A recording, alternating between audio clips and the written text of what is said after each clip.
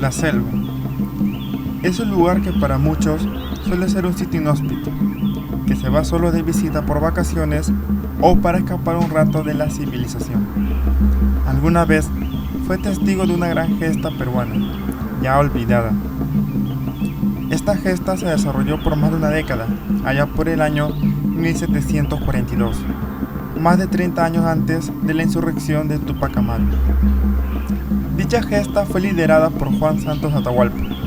Quienes lo seguían fueron diferentes tribus peruanas de la selva, como los Campas, los Chipibos, los Cunibos, los Jíbaros, los Amuechas, los Machiguengas y los Aguarunas, quienes los españoles los llamaban chunchos, en forma despectiva.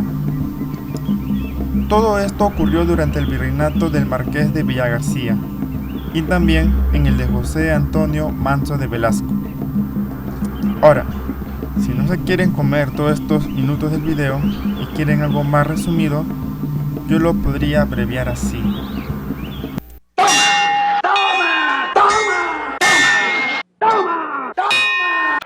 ¡Ven acá! No, porque me pega. ¡Fuera! Demonios que... ¡Fuera! Yo me fui. ¡Fuera! ¡Fuera! ¡Fuera!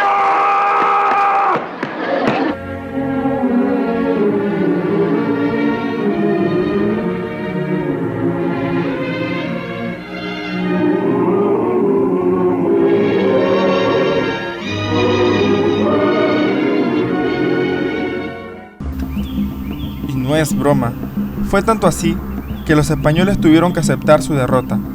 El 20 de agosto de 1746, en un consejo de jefes militares, se reconoció que no se podía recuperar el territorio ocupado por los insurgentes y recomendaron al virrey permanecer en la defensiva. Pero antes de seguir hablando sobre esta gran gesta peruana, tenemos que saber lo siguiente. 1. Los antecedentes de los hechos. 2. ¿Cómo surgió Juan Santos Atahualpa? 3. ¿Cómo se prolongaron las acciones militares insurgentes durante más de una década? 4. ¿Qué papel protagonizaron los virreyes que estuvieron? 5. Los militares españoles que mandaron a socavar dicha insurgencia. Y 6. ¿Qué pasaba en Europa durante dicha época? Porque de alguna manera influenció mucho, tanto de manera positiva como negativa para la revolución. Ahora sí, vamos con los antecedentes. La conquista del Imperio Incaico no se dio por completo. Esto se debe más bien a factores geográficos. Dejaron de lado el Antisuyo, parte oriental del imperio, en las selvas altas. Durante la colonia, solo se ocuparon parte de la selva con más cercanía a la cordillera, pero no sin haber recibido tenaz resistencia por parte de las tribus selváticas peruanas, que para aquella época no eran un conjunto de tribus unidas, sino más bien eran distintas etnias y distintas culturas aborígenes, que luego Juan Santos Atahualpa unió. En el siglo XVIII, los misioneros franciscanos intentaron penetrar en la selva, y el Cerro de la Sal fue el punto central del intento, dando paso a los conquistadores españoles, que entraron con distintos fines. Los habitantes de la selva se negaban rotundamente a ser adoctrinados y conversos a esta nueva civilización y religión, quizás porque intuían que iban a ser explotados y sometidos.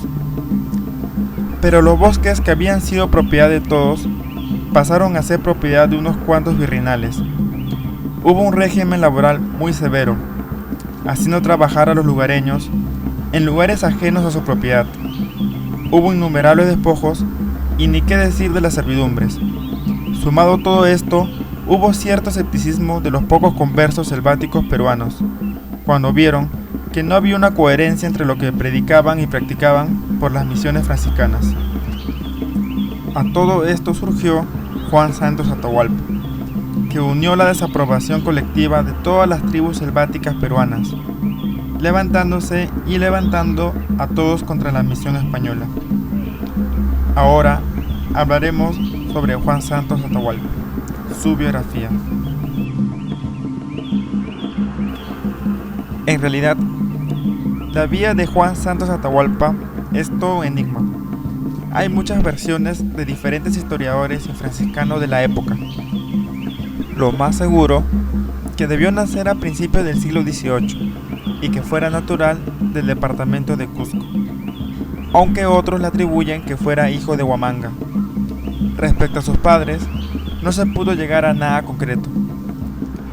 Juan Santos Atahualpa se educó con los jesuitas, por más que algunos intentaron negarlo, aunque esto solo es una suposición. Si fuera cierto, debió haber estudiado en el Colegio de Caciques del Cusco, pese a que su nombre no se encuentra en los archivos de dicho centro de estudios.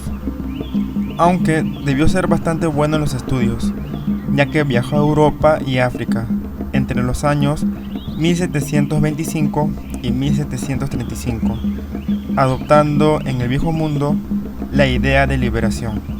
También hablaba castellano, quechua, latín y lo más probable que un poco de inglés y varias lenguas selváticas.